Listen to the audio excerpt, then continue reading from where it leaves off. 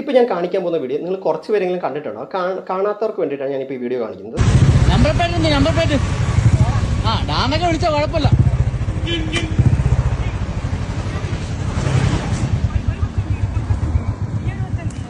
അടിപൊളി. ഇത് 16 Pro Max ആ.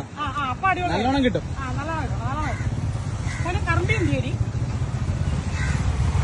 ഒരു കാര്യം ഇതിനെയും കൊണ്ട് വീട്ടിൽ കൊണ്ടുപോകുന്നത്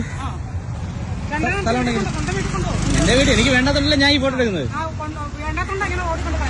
ആരോട് കളയുന്നത്? അതാ പറഞ്ഞ എത്ര വിഷമമുണ്ടെങ്കിൽ വീട്ടിൽ കൊണ്ടുപോകുന്നത്. ഈ യാത്രക്കാര് യാത്ര ചെയ്യുന്ന ആൾക്ക് തന്നെ തീറ്റ കൊടുത്ത് നടത്തണോ? ഈ തീറ്റ കൊടുക്കാത്തപ്പോ എങ്ങനെ കഴിക്കണം? ആൾക്കാരെ തട്ടിപ്പിടിച്ച് കഴിക്കണം അല്ലേ? നിങ്ങൾ വരാതിരിക്കുമ്പോ ഇതെങ്ങനെ കഴിക്കും? നിങ്ങൾ ഒരു സമയത്ത് നിങ്ങളങ്ങ് മരിച്ചു എന്ത് ചെയ്യാൻ പറ്റും? മരിക്കുമ്പോ എന്ത് ചെയ്യും? അപ്പൊ എന്ത് ചെയ്യും? അതാ പറഞ്ഞ അപ്പൊ എന്ത് ചെയ്യും? നിങ്ങൾക്ക് മനസ്സിലായിട്ടില്ല ഇപ്പോഴും. നിങ്ങളുടെ വീട്ടിലുള്ള ആർക്കെങ്കിലും പറ്റുമ്പോൾ നിങ്ങൾക്ക് മനസ്സിലാവും. എനിക്ക് തോന്നുന്നു നിങ്ങൾക്ക് ഈ വഴി യാത്ര ഇതിലെ കൂടെ യാത്ര ചെയ്യുന്ന ആരും സ്വന്തക്കാരില്ലായിരിക്കും. അതായിരിക്കും നിങ്ങൾ ഇങ്ങനെ ചെയ്യുന്നത്. അതായിരിക്കും എനിക്ക് തോന്നുന്നു. നിങ്ങളുടെ വേഷവിധാനമൊക്കെ കാണുമ്പോൾ നിങ്ങൾ കുറച്ച് ഹൈ ലെവൽ ആവാൻ ചാൻസ് ഉണ്ട്. അപ്പൊ സാധാരണക്കാർക്ക് ഇതൊക്കെ ബുദ്ധിമുട്ടാവുന്ന നിങ്ങളെ ബാധിക്കുന്ന കാര്യം പോലല്ല. പിന്നെ നമ്പർ പ്ലേറ്റില്ലാത്ത വണ്ടിയും കൊണ്ട് നിങ്ങൾ ഇനി ഇറങ്ങുന്നത് കാണണം. നിങ്ങൾ അഡ്രസ് പറ. നിങ്ങൾക്ക് അത്രയ്ക്ക് ധൈര്യമാണെങ്കിൽ നിങ്ങൾ വീട് പറയാം, പേര് പറ, അഡ്രസ് പറ. കണ്ട, ഞാൻ പോലീസൊന്നുമല്ല. ഞാനും പോലീസൊന്നുമില്ല. പോലീസുകാർക്ക് മാത്രമേ നിയമം പാലിക്കുന്നില്ല. ഈ വീഡിയോ കണ്ടു കഴിഞ്ഞപ്പോഴത്തേക്ക് ഒരു കാര്യം എനിക്ക് പറയാനുണ്ട്. ഞാൻ ഈ ചേച്ചി ഫുൾ സപ്പോർട്ട് ചെയ്യുന്നുണ്ട്. രണ്ടാമത്തെ കാര്യം, ആ വണ്ടിക്ക് നമ്പർ പ്ലേറ്റിന്റെ ആവശ്യമില്ല. അത് ചെറിയ CC ഉള്ള മറ്റേ നമ്മുടെ ഇലക്ട്രിക് വണ്ടിയാണ്. അതിന് മറ്റേ ലൈസൻസും വേണ്ട, നമ്മുടെ ഇതും വേണ്ട, അത് രജിസ്ട്രേഷനും വേണ്ട. പിന്നെ രണ്ടാമത്തെ കാര്യം എന്ന് വെച്ചാൽ കേരളത്തിൽ 90%, 95% ഡോഗ് ബൈറ്റ് കേസ് വരുന്നത് എന്തുകൊണ്ടാണെന്ന് വെച്ച് കഴിഞ്ഞാൽ ഈ പട്ടികൾക്ക് ഫുഡ് കിട്ടാണ്ട് അലഞ്ഞു തിരിഞ്ഞ് നടന്നിട്ട് ഒരു നിവൃത്തിയില്ലാണ്ട് രീതിയിൽ വരുന്ന സമയത്താണ് മിക്ക ബൈറ്റ് കേസസും വരുന്നത്. ഇതേപോലെ ആൾക്കാർ ഫുഡ് കൊടുക്കുകയാണ്. നിങ്ങൾക്ക് ഇപ്പോൾ ഒരു പട്ടീനെ ഇഷ്ടമല്ല, നിങ്ങൾ അത് ഇഗ്നോർ ചെയ്ത് വിടുക. അതായത് ഇതേപോലെ ഫുഡ് കൊടുക്കുന്ന ഒരാൾ, ഇതൊരു നോർമലി എല്ലാ ദിവസവും ഒരു ഈ പട്ടിക്ക് പുള്ളിക്കാരി ഇടയ്ക്ക് സംസാരിക്കുന്നുണ്ട്. അതായത് അടി കറമ്പി എന്തിയാണെന്ന് ചോദിക്കുന്നുണ്ട്. അപ്പോൾ അതിലൂടെ നമുക്ക് മനസ്സിലാവും പുള്ളിക്കാരി ഡെയിലി ഫുഡ് കൊടുക്കുന്നത്. അതേപോലെ ഫുഡ് കൊടുക്കുന്ന ആൾക്കാർ നിങ്ങൾ ദൈവത്തോട് തടയരുത്. അങ്ങനത്തെ ഏരിയയിൽ ഇതേപോലെ കുറച്ച് പേര് ആൾക്കാർ ഫുഡ് കൊടുക്കുന്നത് അവർ കൊടുത്തോട്ടെ. അങ്ങനെ ഫുഡ് കിട്ടി വളരുന്ന പട്ടികൾ ഒരിക്കലും ആ ഏരിയയിലുള്ള ആൾക്കാർ ഹാം ചെയ്യാനൊന്നും വരത്തില്ല. അതൊന്നാമത്തെ കാര്യം. ഇതേപോലെ ഫുഡ് കിട്ടാൻ ഇപ്പോൾ നമ്മൾ വേറൊരു പട്ടികൾ, നമ്മൾ കുറേ പട്ടികൾ കണ്ടിട്ടുണ്ട്. വേസ്റ്റ് തിന്നാൻ പോകുന്ന സമയത്ത് കുറേ പേര് ഓടിച്ചു വിടുന്നുണ്ട്. ആരെങ്കിലും ഇതേപോലെ ഫുഡ് കൊടുക്കുകയാണെങ്കിൽ അതിനെ ഓടിച്ചു വിടും. ഇതേപോലെ ഇതുങ്ങൾക്കും ഭക്ഷണം കഴിക്കണ്ടേ? ഇത് നമ്മൾ തന്നെ ഒരു 5-6 ദിവസം പട്ടിണി കിടന്നു കഴിഞ്ഞാൽ നമ്മൾ തന്നെ അഗ്രസീവ് ആകും. അതേപോലെ തന്നെ ഇതുങ്ങളും ഒരു ഒരു ജീവൻ തന്നെയാണ്. അപ്പോൾ ഇതുങ്ങൾക്കും സർവൈവലായിട്ട് ഇതിന് ഫുഡും വേണം, വെള്ളം വേണം. ഇത് രണ്ടും ഇതുങ്ങൾക്ക് ഒരു നേരമെങ്കിലും കിട്ടിയില്ലെങ്കിൽ ഇതുങ്ങൾക്ക് സർവൈവ് ചെയ്യാൻ പറ്റണ്ടേ? ഇതുങ്ങൾക്ക് സർവൈവ് ചെയ്യണ്ടേ? ഇതുങ്ങൾക്കും വിശപ്പും കാര്യങ്ങളൊക്കെ ഉണ്ട്. സംസാരിക്കാൻ പറ്റത്തില്ലെന്നുള്ളത് ഇതുങ്ങൾക്കും വിശപ്പുണ്ട്.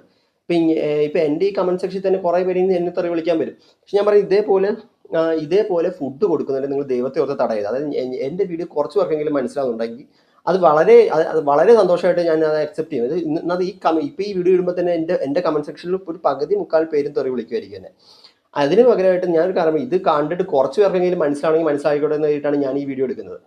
അതായത് നിങ്ങളുടെ ഏരിയയിൽ ഇപ്പോൾ ഇതേപോലെ ആരെങ്കിലും ഫുഡ് കൊടുക്കുന്നുണ്ടോ അവരെ തടയാതിരിക്കുക. നിങ്ങളുടെ ഏരിയയിൽ നിങ്ങളിപ്പോൾ താമസിക്കുന്ന സ്ഥലത്തോ ആരെങ്കിലും ഉണ്ടെങ്കിൽ അവർ തടയാതിരിക്കുക. എന്ന് വെച്ചാൽ അങ്ങനത്തെ ടൈപ്പുള്ള ആൾക്കാർ ഡെയിലി ഫുഡ് കൊടുക്കുന്ന സമയത്ത് ഈ പട്ടികൾ ഒട്ടും അഗ്രസീവ് ആവത്തില്ല. അതായത് ഇതുങ്ങൾ ഫുഡ് കഴിച്ചിട്ട് അതുങ്ങളുടെ പാട്ട് നോക്കി അങ്ങ് പൊക്കോളും. അതേ സമയത്ത് തീരെ ഫുഡ് കിട്ടാത്ത സമയത്ത് ഒരാഴ്ച 2 ആഴ്ച 3 ആഴ്ച തീരെ ഫുഡ് കിട്ടാത്ത സമയത്ത് ആകുമ്പോഴാണ് ഈ ഓരോ കുഞ്ഞുങ്ങളെ ഇറങ്ങി വരുന്ന സമയത്ത് നമ്മൾ മിക്ക സമയത്ത് കഴിയും.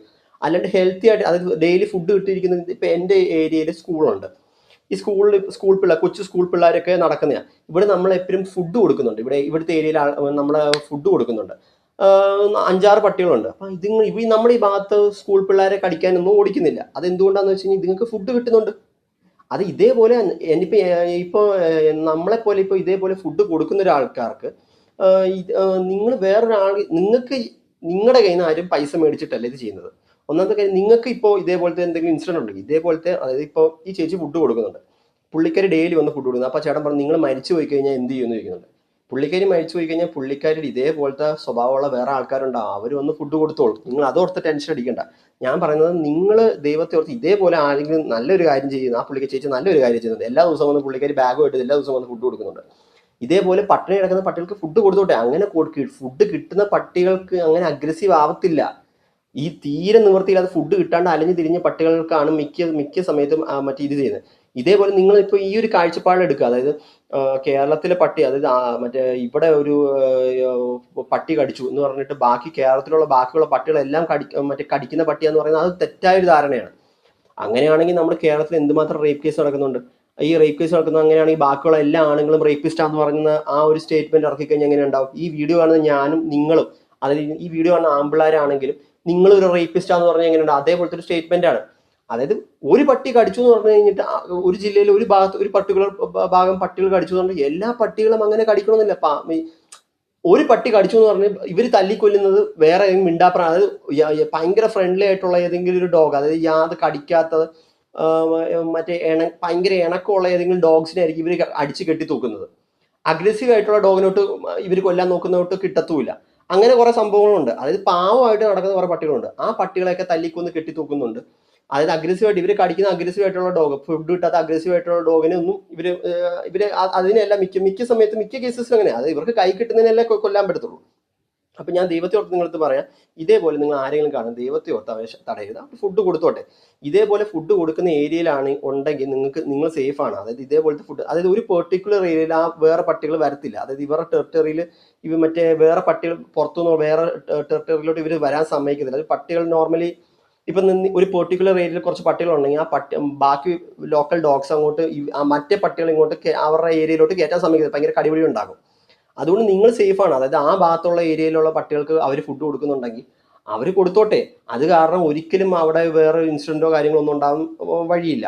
അപ്പം നിങ്ങൾ ദൈവത്തെ ഓർത്ത് ഒരാൾ ഫുഡ് കൊടുക്കുന്നത് കണ്ടിട്ട് ദൈവത്തെ ഓർത്ത് ഇങ്ങനെ ഇതേപോലെ തടയാൻ നിൽക്കരുത്. അത് എൻ്റെ ഒരു റിക്വസ്റ്റ് ആണ്.